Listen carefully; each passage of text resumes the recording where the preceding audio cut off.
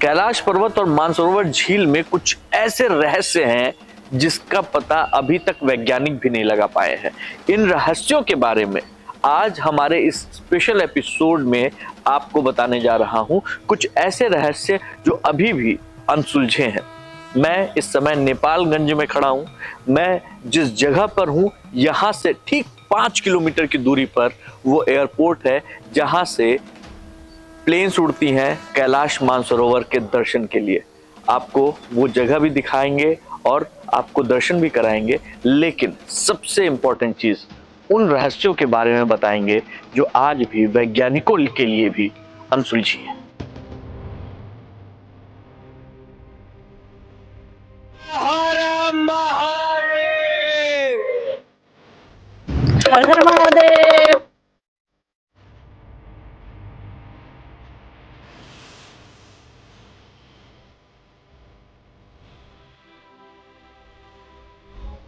तो इस समय हम लोग नेपालगंज एयरपोर्ट पर खड़े हैं। पीछे मैं चाहूंगा कि लोकेश दिखाओ।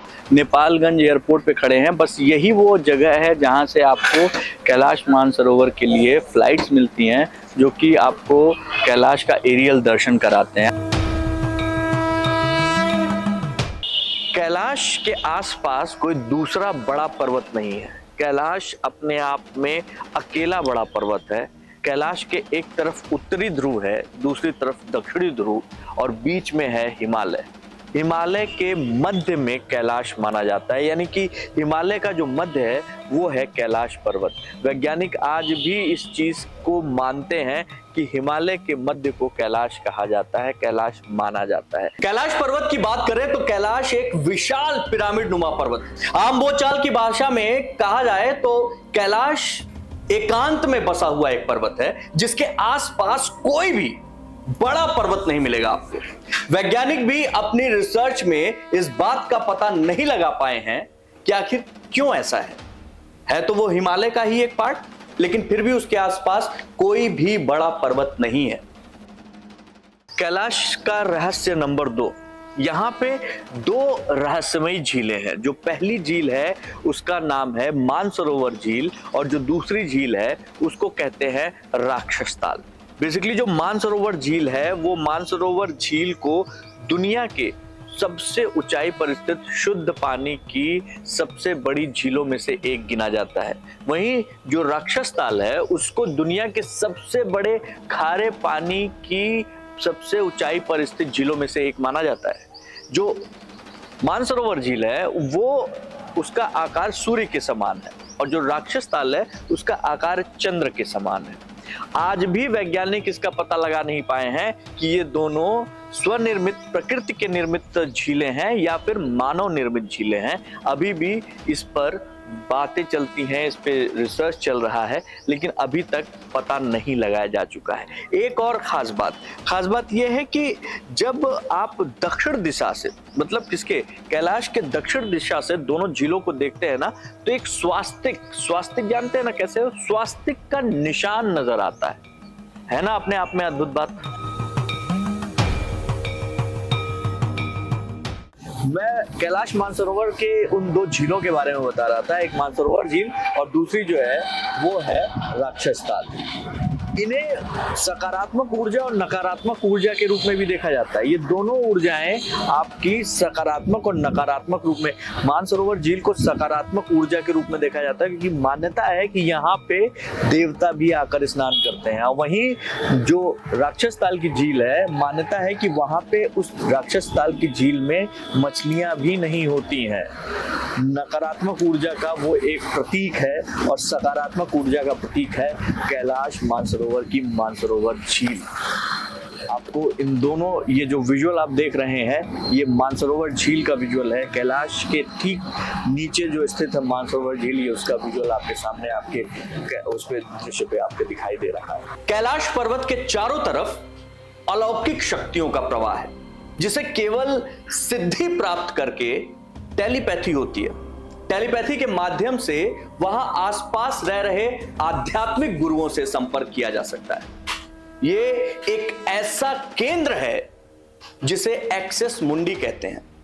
एक्सेस मुंडी इस नाम को ध्यान से सुनिएगा और रिसर्च भी कीजिएगा, गूगल भी कीजिएगा, आपको पता चलेगा। एक्सिस मुंडी अर्थात दुनिया की नाभि या आकाशीय ध्रुव और भौगोलिक ध्रुव का केंद्र। यह आकाश और पृथ्वी के बीच संबंध का एक बिंदु है जहां दसों दिशाएं मिल जाती हैं। रशिया के वैज्ञानिकों ने एक्सिस मुंडी पर बहुत रिसर्च किया और उन्होंने यह साबित किया कि यह वो स्थान है जहां अलौकिक शक्ति प्रवाह होती है और आप उन शक्तियों के संपर्क में आ सकते हैं। धरती पर, इस धरती पर यह स्थान सबसे शक्तिशाली स्थान माना गया है। इसलिए भी कैलाश मानसरोवर की महत्ता बढ़ जाती है। कैलाश पर डमरू और ओम की गूंजती आवाज चारों तरफ सुनाई देती है। आप मानसरोवर झील के पास बैठेंगे, कैलाश पर्वत के पास बैठेंगे, आपको निरंतर डमरू बजने की आवाज आएगी, ओम की आवाज आएगी। यह आवाज जो है, इसके लिए भी वैज्ञानिकों ने सर्च किया और अभी तक कोई पुख्ता तौर पर यह नहीं बता पाया है कि यह आवाज है किस चीज की। आपको बता दें कि इन आवाजों को जब आप सुनेंगे तो आपको लगेगा शायद कोई हवाई जहाज, कोई प्लेन ऊपर से जा रहा है, हवाई जहाज ऊपर से जा रहा है, लेकिन वो हवाई जहाज नहीं जा रहा है। कई बार जब आप ध्यान मुद्रा में बैठते हैं तो आपको वो आवाज साफ तौर पर सुनाई देती है और आप स्पष्ट रूप से ये सुन सकते हैं कि डमरू और ओम की आवाज आपके कानों तक पहुंच रही है।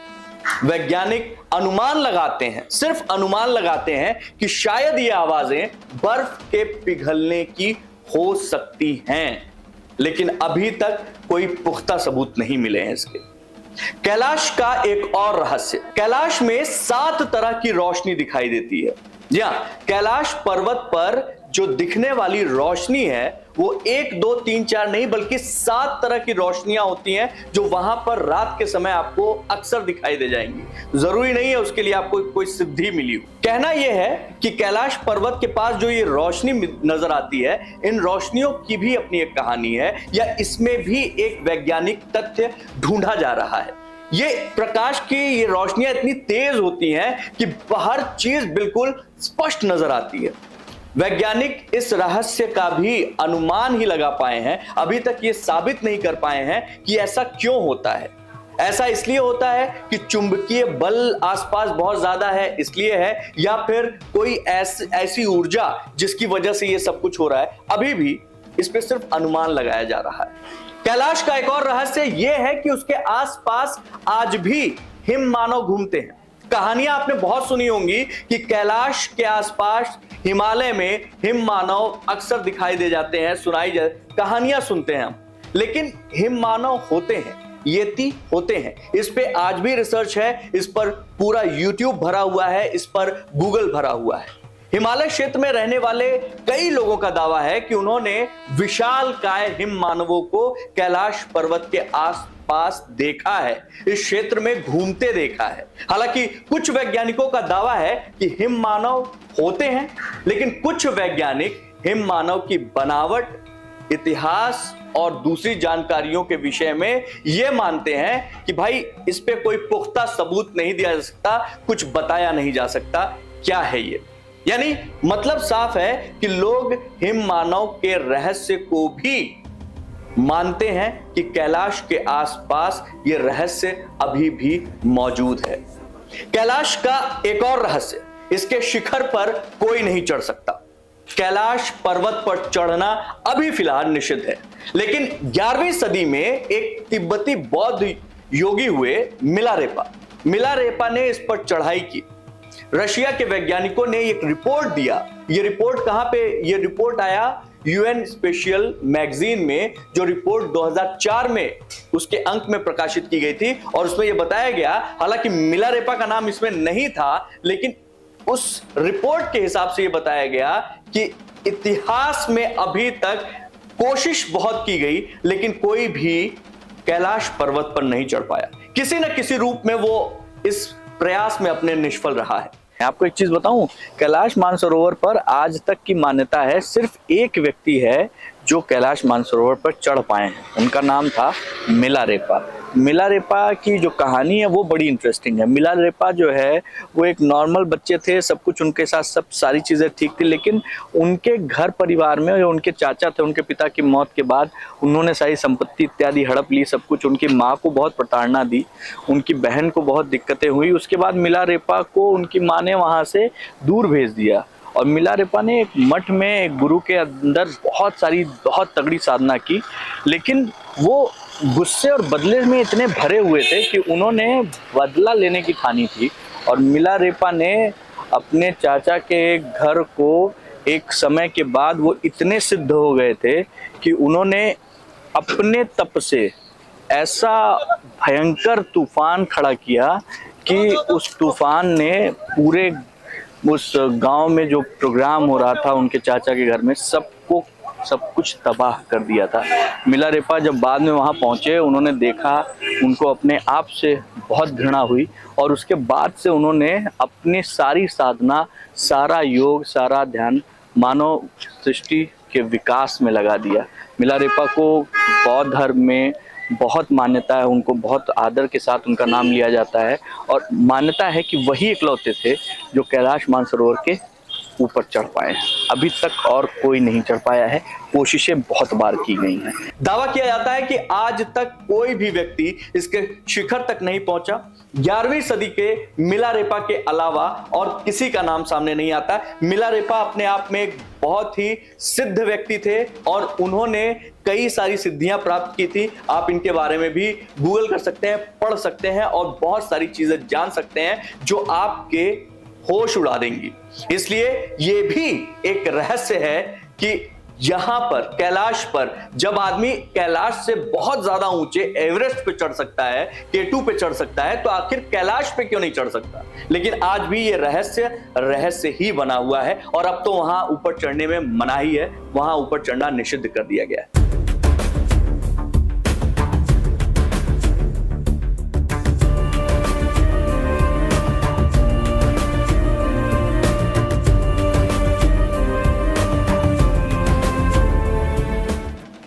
कैलाश से 4 नदियां निकलती हैं। जी हां, 4 दिशाओं से 4 नदियां निकलती हैं जो अपने आप में अद्भुत हैं।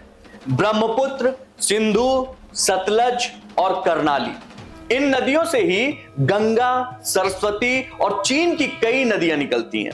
कैलाश के चारों दिशाओं में विभिन्न जानवरों की जो मुख है ना, उनसे इन नदियों का उद्गम होता है। जैसे पूर्व में देखेंगे तो अश्वमुख है, पश्चिम में हाथी का मुख है, उत्तर में देखेंगे तो सिंह का मुख है और दक्षिण में देखेंगे तो मोर का मुख है। और इन्हीं मुखों से आपकी सारी नदियां निकलती हैं।